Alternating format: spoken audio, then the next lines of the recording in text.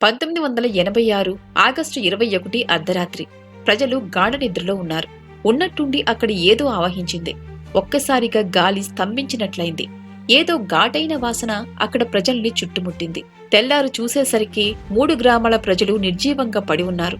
మనుషులతో పాటు పక్షులు, జంతువులు కూడా మరణించాయి. అక్కడ ఏం జరిగింది అన్నది ఎవరికీ అర్థం కాలేదు. ఆ గ్రామాలకు దగ్గర ఉన్న అగ్నిపర్వతం బద్దలవలేదు.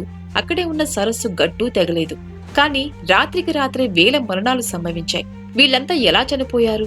ఈ ఘటన ఎప్పుడు, ఎక్కడ జరిగింది? దీని వెనుక ఉన్న మిస్టరీ ఏంటి? ఈ వీడియోలో తెలుసుకుందాం. మధ్య ఆఫ్రికాలోని కామరూన్ ప్రాంతంలో న్యోస్ అనే ఒక అందమైన సరస్సు ఉంది. అగ్నిపర్వతం ముఖద్వారంలో ఏర్పడిన ఈ సరస్సు ఆ చుట్టుపక్కల ప్రజల్ని ఆకర్షించింది. ఆ సరస్సు మీద ఆధారపడి చా, న్యోస్, సుబుం అనే 3 గ్రామాలు ఏర్పడ్డాయి. చుట్టూ పచ్చదనం, మధ్యలో సరస్సుతో ఆ ప్రాంతం ఎంతో ఆహ్లాదకరంగా ఉండేది. అక్కడి నీటి వనరులతో వ్యవసాయం చేసుకుంటూ హాయిగా జీవితాన్ని వెళ్లదీసేవాళ్లు. కాని అన్ని రోజులు ఒకేలా ఉండవు. జీవితం హాయిగా సాగిపోతుంది అనుకునే సమయానికి ఊహించని ప్రమాదం నిశ్శబ్దంగా వాళ్లపై దాడి చేసింది. 1986 ఆగస్టు 21 అర్ధరాత్రి సమయంలో ఆ 3 గ్రామాల ప్రజలు గాఢ నిద్రలో ఉన్నారు. అకస్మాత్తుగా ఆ పరిసరాల్లో గాలి స్తంభించినట్లయింది.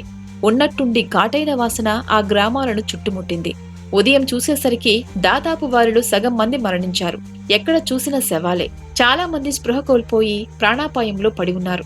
మనుషులతో పాటు పక్షులు, జంతువులు సైతం మరణించాయి. అక్కడ చనిపోయిన ప్రతి ఒక్కరి నోరు, ముక్కు నుంచి రక్తం కారిన ఆనవాళ్లు ఉన్నాయి. ఘాటైన వాసన వల్ల అంతా నిద్రలోనే చనిపోయారు. అక్కడే ఉన్న అగ్నిపర్వతం బద్దలు కాలేదు. ఆ సరస్సులో నీరు పొంగనూ లేదు. కానీ సగానికి పైగా గ్రామ ప్రజల్ని, పశుపక్షాదుల్ని మృత్యువు కబళించింది.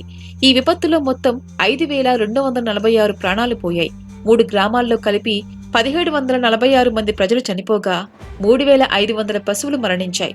ఆ ప్రాంతాన్ని పరిశీలించిన చాలా మంది న్యూట్రాన్ బాంబు విస్ఫోటనాన్ని తలపించిందని అన్నారు. విషయం తెలుసుకున్న అధికారులు అక్కడేదో విషవాయువులు చుట్టుముట్టాయని, అందుకే ఆ మరణాలు సంభవించి ఉంటాయని భావించారు. ఆ రోజు విపత్తు నుంచి ప్రాణాలతో బయటపడిన కొంతమంది వాళ్లు ఎదుర్కొన్న భయానక ఘటనను చాలా రోజులు మర్చిపోలేకపోయారు. తర్వాత వారంతా ఆ ప్రాంతం వదిలి వెళ్లిపోయారు.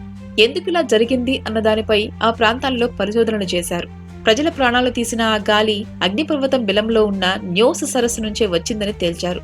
అగ్నిపర్వతం ఉనికిలో లేని సమయంలో వర్షాల వల్ల ఆ బిలం సరస్సులా మారింది. అయితే అగ్నిపర్వతంలో రసాయనిక ప్రక్రియ సాగుతూనే ఉంటుంది.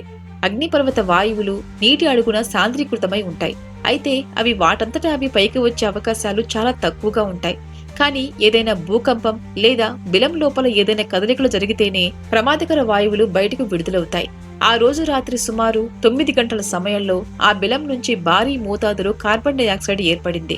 50 మీటర్ల మందంతో ఏర్పడిన ఆ వాయువు క్షణాల్లో చుట్టుపక్కల గ్రామాలకు విస్తరించింది. దీంతో ఆక్సిజన్ శాతం పూర్తిగా పడిపోయింది. కార్బన్ డయాక్సైడ్ ని పీల్చిన గ్రామస్తులు అక్కడికక్కడే చనిపోయారు. ఈ విపత్తుకు 2 ఏళ్ల ముందు అంటే 1984 ఆగస్టు 15న ఇలాంటి ఘటనే చోటు చేసుకుంది.